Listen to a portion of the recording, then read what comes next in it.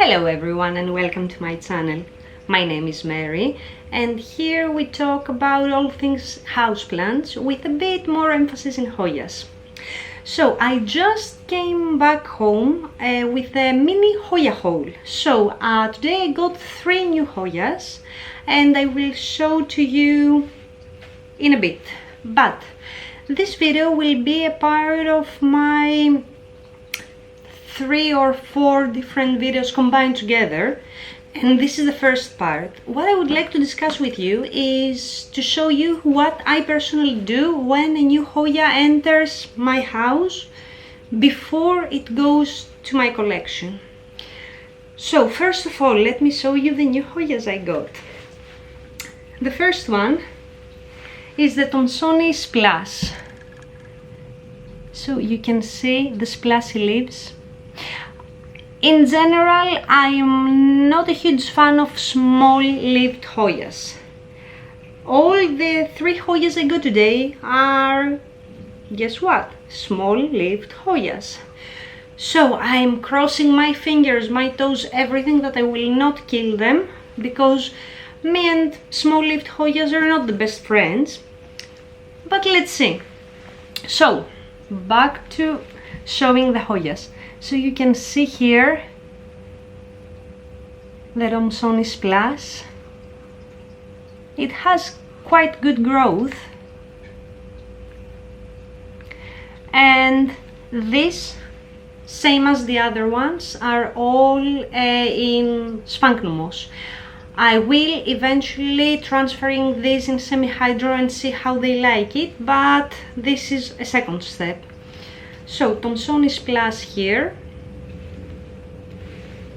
the second one, and this is the one that I was mainly looking for, is the Lee bend. So Hoya Lee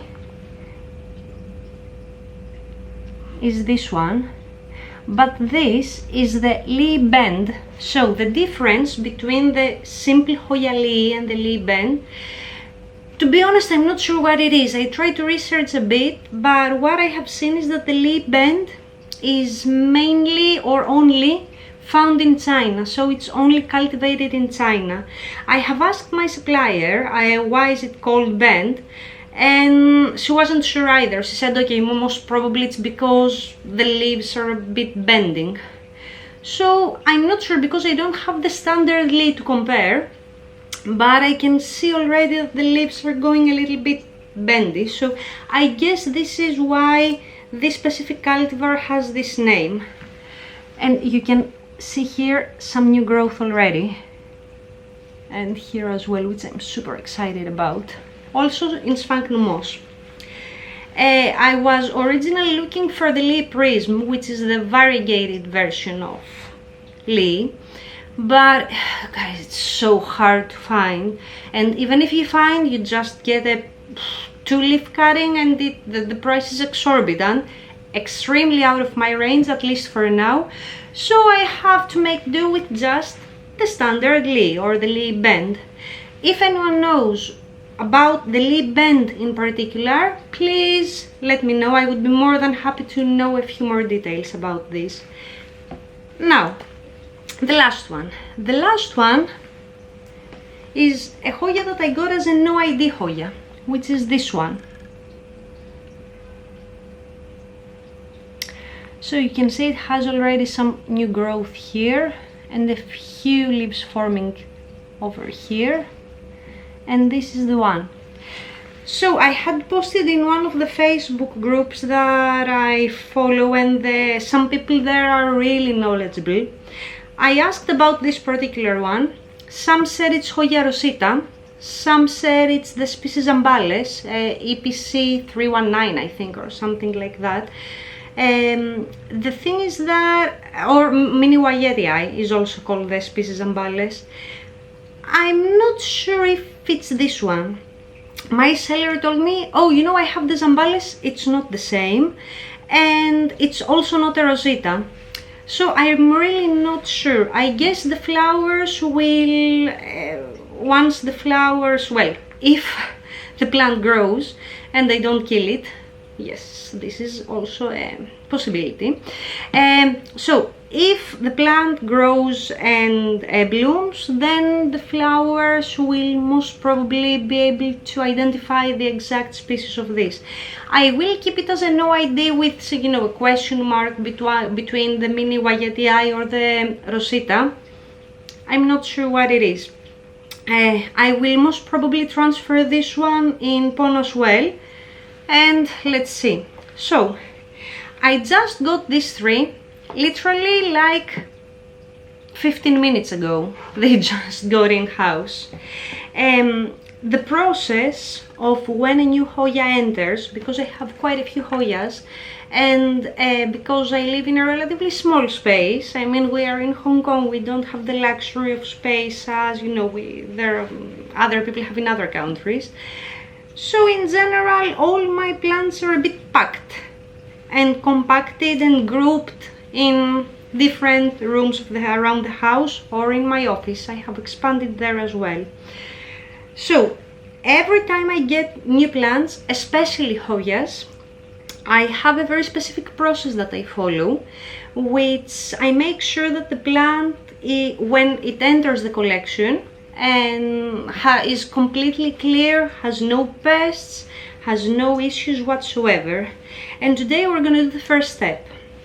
So I just got the plants, as I said, and the first thing that I always do is I just spray them with some alcohol. Actually, no, this is the second part.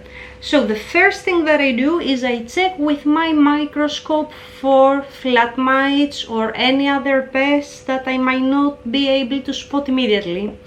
So all these three plants look quite healthy.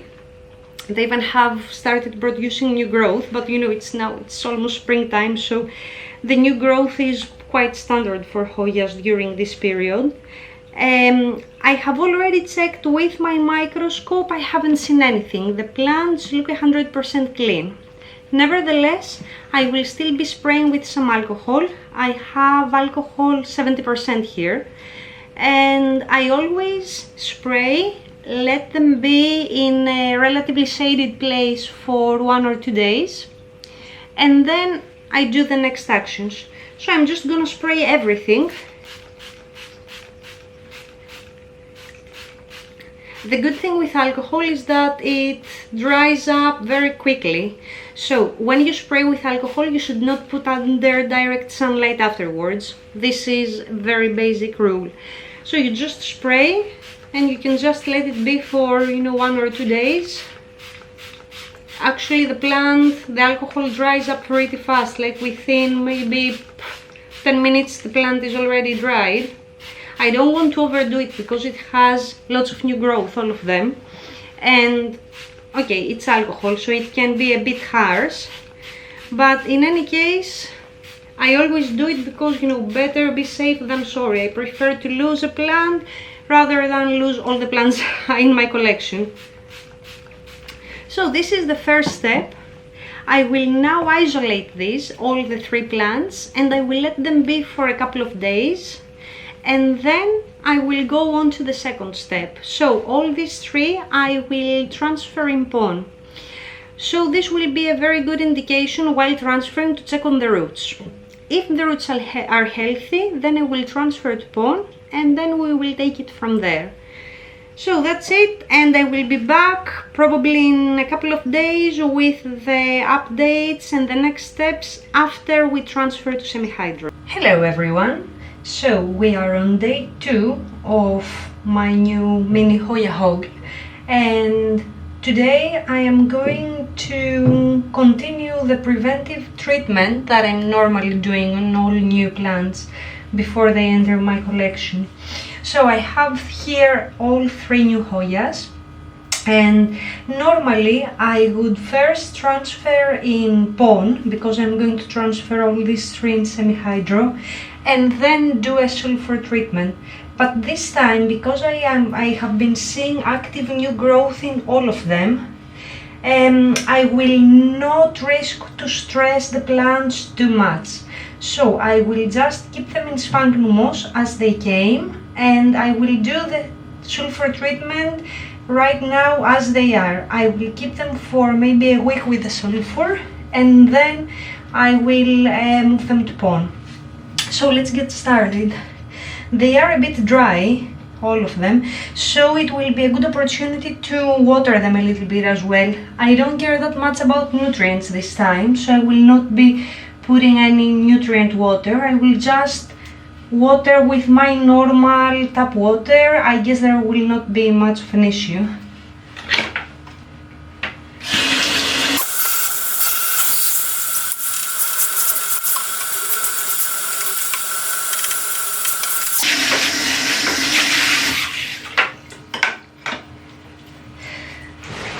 So as you saw, I watered all 3 plants, and I tried to put some extra water on the leaves.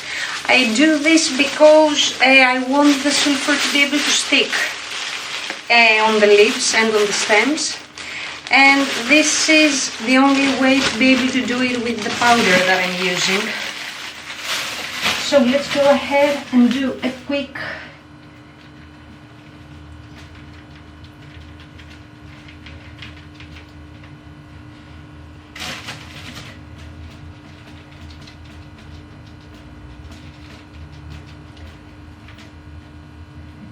I have already checked for pests and the plants are clean, so I'm not really worrying about, really overdoing it with the sulfur. I'm still trying to get on the underside of the leaves and on the nodes and on the stems, but I am not being as thorough as I would be if I knew that the plant is infested with flat mites or other pests. So normally, as I said, I would probably transfer this to pond, and that was a good way to check the roots as well while I'm transferring. But again, because of the new growth, you see, we have new stems, new growth almost everywhere in all 3 plants. So I'm just doing this very quickly. I will let them like that for, as I said, almost probably a week. And if all goes well, then I will transfer to semi-hydro.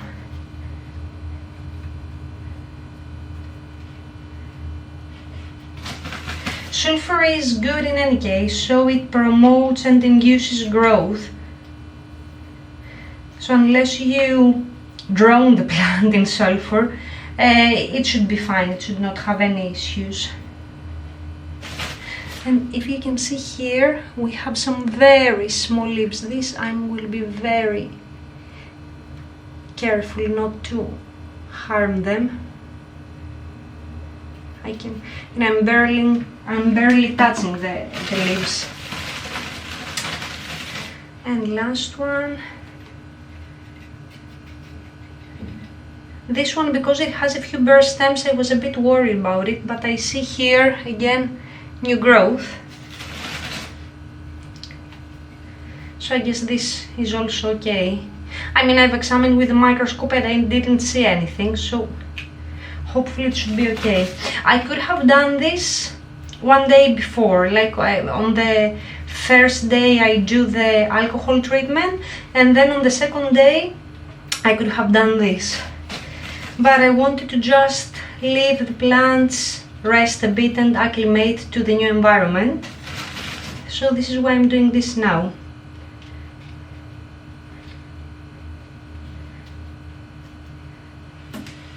So all 3 plants are ready. They have some sulfur on, and we will be back in around 1 week time after they are transferred to pond, and I will probably take a few shots of their roots before transferring so I can show you exactly what they look like.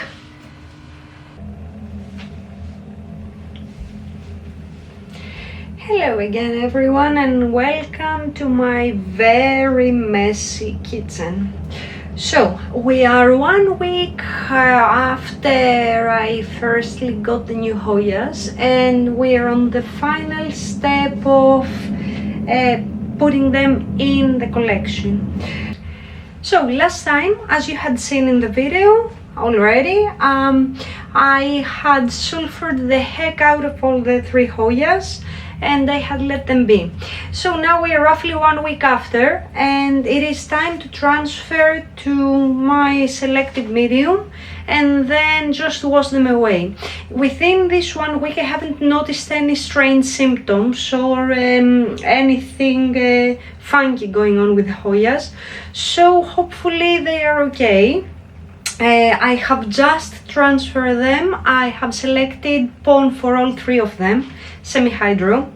By the way, disclosure here, I have to say that I genuinely, wholeheartedly and deeply despise sphagnumos for new propagations or for getting hoyas in it. It took me literally 2 hours to transfer the hoyas from sphagnumos to pon. By the way, I have previously made a video about how to transfer any plant technically to pon, any house plant that you want to transfer to semi-hydro pon. I will put a link. Also, that said, sphagnumos for me is the hardest because it's so hard to get out.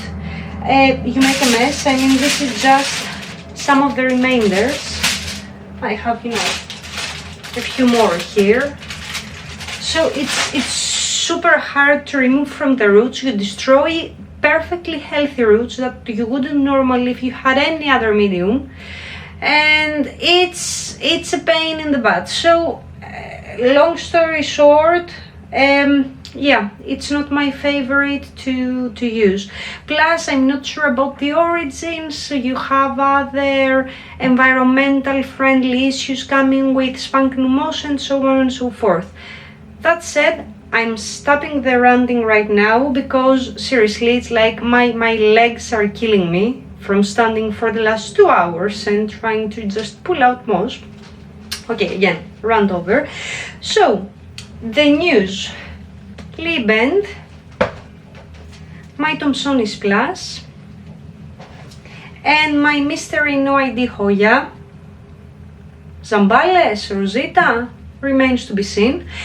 All 3 have been transferred to pon with a wick system in self-watering pots, and they are good to be introduced to the collection.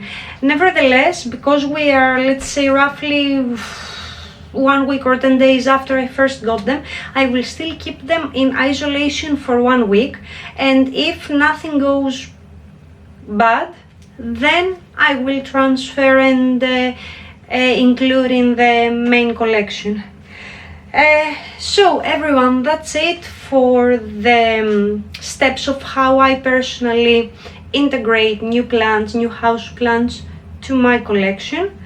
If you did like what you saw, please like and subscribe. I would be happy to see you again in the channel.